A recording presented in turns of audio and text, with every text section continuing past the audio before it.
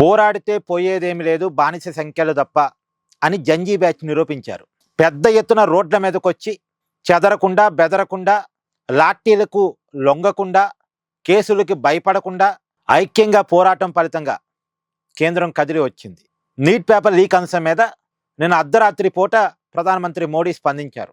ఒక వీడియో సందేశాన్ని ఆయన ఇవ్వటం జరిగింది. యువత ఆందోళనని అర్థం చేసుకున్నామని, పేపర్ లీకేజ్ ఇక రాబోయే కాలంలో జరగకుండా ఒక కఠినమైన చట్టాన్ని తీసుకురాబోతున్నట్టుగా మోడీ గారు ప్రకటించారు. నిన్న ఆల్రెడీ ఒక ఫాస్ట్ ట్రాక్ కోర్టు ఏర్పాటు చేయబోతున్నట్టుగా ప్రకటించారు. పైగా ఇప్పుడు ఒక చట్టాన్ని కూడా తీసుకురాబోతున్నట్టుగా, అంటే రాబోయే కాలంలో పేపర్ లీకేజీకి అవకాశం లేకుండా ఒక చట్టాన్ని తీసుకురాబోతున్నట్టుగా కూడా ప్రకటించారు. ఢిల్లీ వేదికగా ఫాస్ట్ ట్రాక్ కోర్టు ఏర్పాటుకు రంగం సిద్ధమైంది. చట్టం ముసాయిదా కూడా తయారవుతుంది.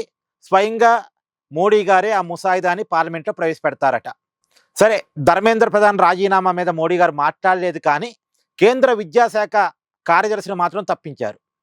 ఆయన తప్పించి ఆయన్ని వేరే శాఖకి బదిలీ చేశారు. సో కీలకమైన డెసిషన్. నిన్న ఫాస్ట్ ట్రాక్ కోర్టు ఏర్పాటు చేస్తాననే డెసిషన్ కావచ్చు, తర్వాత వీడియో సందేశం ద్వారా ఒక కొత్త చట్టాన్ని తీసుకురాబోతున్నామని చెప్పడం కావచ్చు, కేంద్ర విద్యాశాఖ కార్యదర్శిని బదిలీ చేయటం కావచ్చు, ఇవన్నీ కూడా ఖచ్చితంగా విద్యార్థులు చేసిన పోరాటం వల్ల ప్రభుత్వం స్పందించిందని చెప్పాలి.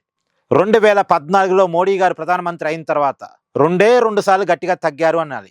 ఒకటి, మోడీని లొంగేటట్టు చేయగలిగింది రైతులు, ఇప్పుడు విద్యార్థులు. అప్పట్లో రైతులు కూడా ఒక పెద్ద పోరాటం, అదైతే నెలల తరబడి జరిగింది పోరాటం. వాతావరణ పరిస్థితులు అనుకూలించకపోయినా సరే రోడ్ల మీదే పండుకొని తమ ఆందోళన చేశారు రైతులు. ఆ రోజు రైతు వ్యతిరేక చట్టాలను వ్యతిరేకిస్తూ ఆ రోజు రైతులు చేసిన ఆందోళన అమోఘం, అద్భుతం.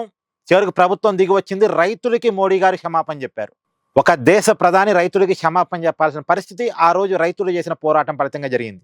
అదే స్ఫూర్తి ఇవాళ యువత పోరాటంలో కనపడుతుంది. కాకపోతే యువత పోరాటంలో కొన్ని డిమాండ్లు, అంటే ధర్మేంద్ర ప్రధాన్ రాజీనామా అనేది ఒక మెయిన్ టాపిక్గా మారిపోయింది. అసలు పేపర్ లీకేజీకి కారణం ఏంటి, దానికి పరిష్కారం ఏంటి అన్న దాని మీద చర్చ జరగకుండా ఎంతసేపటికి ధర్మేంద్ర ప్రధాన్ రాజీనామా చుట్టూనే ఈ పోరాటం అంతా నడుస్తున్నట్టుగా అనిపిస్తుంది.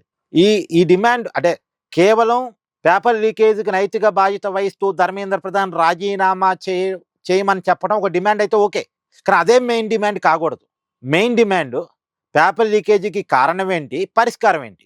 ఇలా విద్యార్థులు చెప్తుంది ఏంది, ఇలా నీట్ పేపర్ ఒకటే కాదు చాలా పేపర్లు లీక్ అవుతున్నాయని చెప్తున్నారు. అదే నిజమైతే నేను చెప్తున్నాను కదా, పేపర్ లీకేజీ కారణం కార్పొరేట్ ఎడ్యుకేషన్, మార్కులు ర్యాంకులు ప్రాతిపదికగా నడుస్తున్న విద్యా విధానం. మార్కులు ర్యాంకుల కోసం కార్పొరేటివ్ విద్యా సంస్థలు, కోచింగ్ సెంటర్లు తమ దగ్గరే ఎక్కువ మార్కులు వస్తాయి, ర్యాంకులు వస్తాయి అని చెప్పుకోవడం కోసం లక్షలు ఖర్చు పెట్టి పేపర్లని లీక్ చేపిస్తున్నాయి.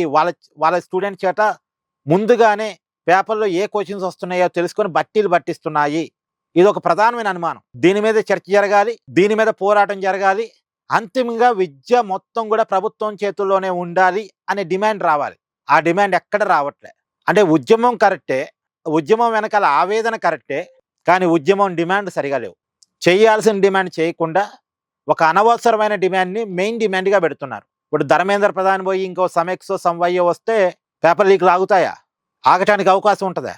నేనైతే అనుకోను. ఇప్పుడు మోడీ గారు తీసుకురాబోయే చట్టం వల్ల కూడా పేపర్ లీకేజీలు భయంతో తాత్కాలికంగా ఆగుతాయేమో నాకు తెలియదు, కానీ పర్మనెంట్గా ఆగుతాయని నేనైతే అనుకోవట్లే. పర్మనెంట్గా పేపర్ లీకేజీలు ఆగాలి అంటే విద్యా విధానం పూర్తిగా ప్రభుత్వం చేతుల్లో ఉండాలి.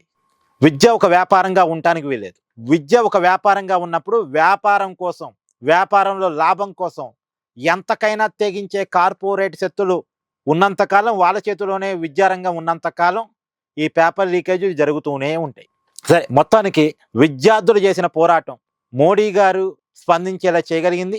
ఒక కీలకమైన చట్టాన్ని తీసుకొచ్చేలా అడుగులు వేయించగలిగింది. ఇప్పుడు నీట్ పేపర్ లీకేజీలో కూడా ఫాస్ట్ ట్రాక్ కోర్టు ఏర్పాటు చేయడానికి కారణమైంది. ఇదంతా ఒక మంచి పరిణామం. నిజానికి విద్యార్థుల ఆందోళన సక్సెస్ అయినట్టు లెక్క ఇక్కడ.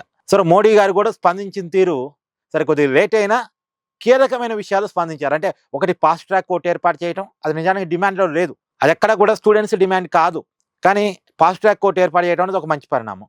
పైగా చట్టాన్ని తీసుకొస్తానంటాం కూడా ఒక మంచి పరిణామం. కాకపోతే మోడీ గారు ఆలోచించాల్సింది అంటే ఈ చట్టాలతో పేపర్ లీక్ లాగు. పేపర్ లీక్ లాగాలంటే విద్యా విధానం పూర్తిగా ప్రభుత్వం చేతిలోకి రావాలి. ఇది జరగాలి. Thank you.